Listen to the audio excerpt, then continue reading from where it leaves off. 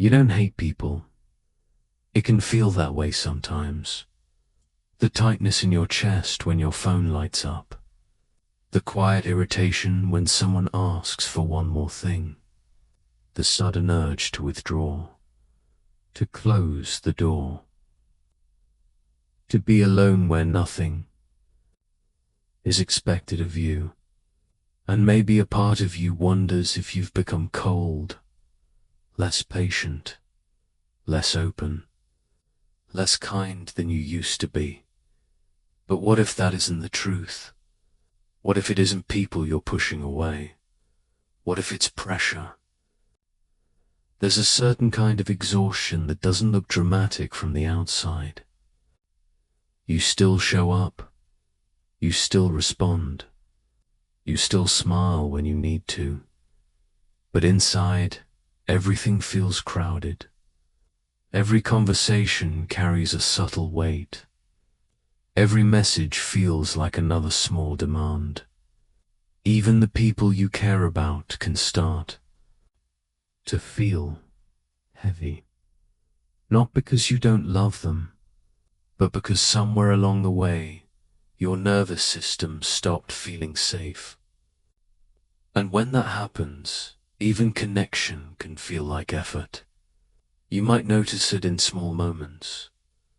You hesitate before replying, not because you don't want to talk, but because you don't know if you have the energy to be on.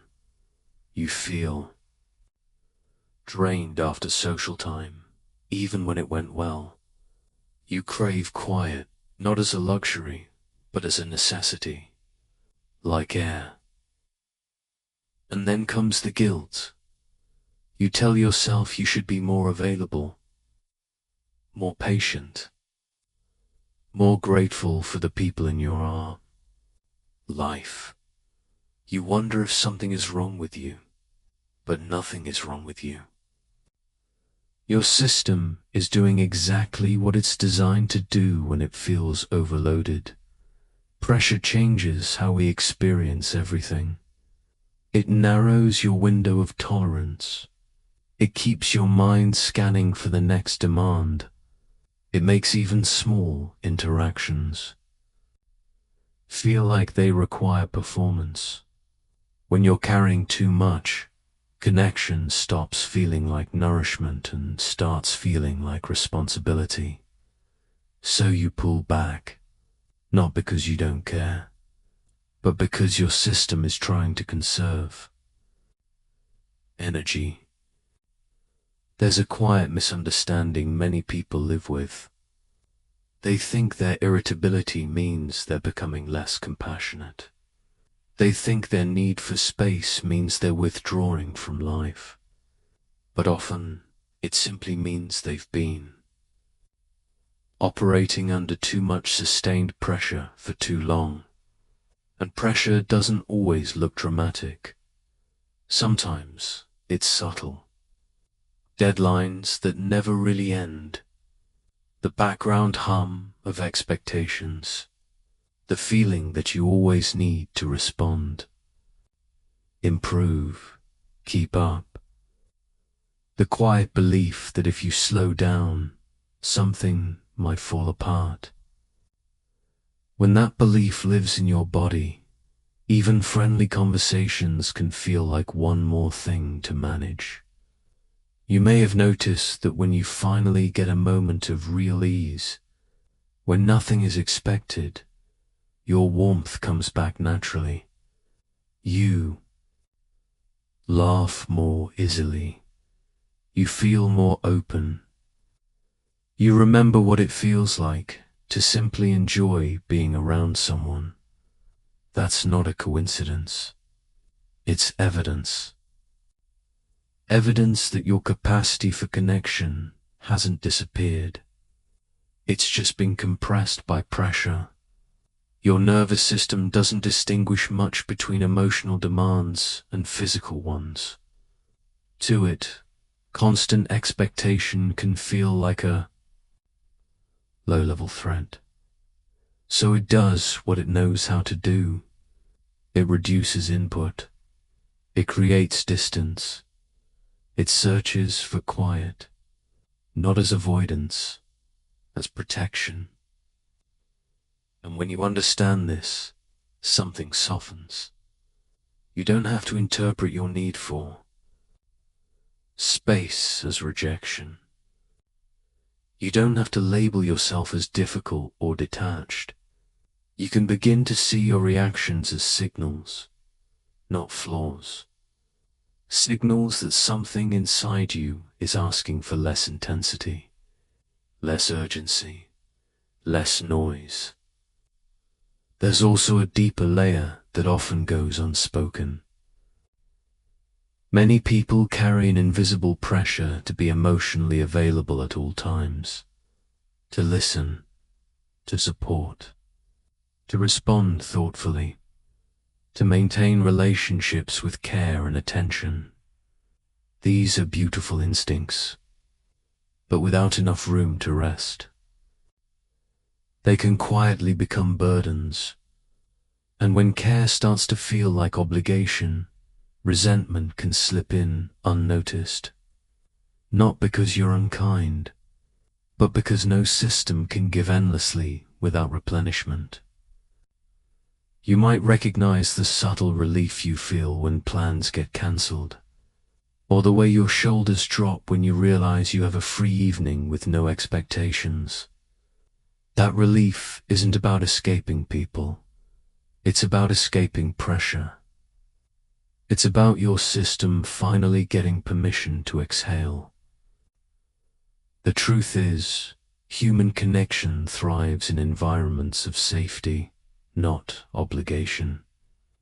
When you feel free, you naturally lean toward others. When you feel pressured, you instinctively lean away. This isn't a personal failure.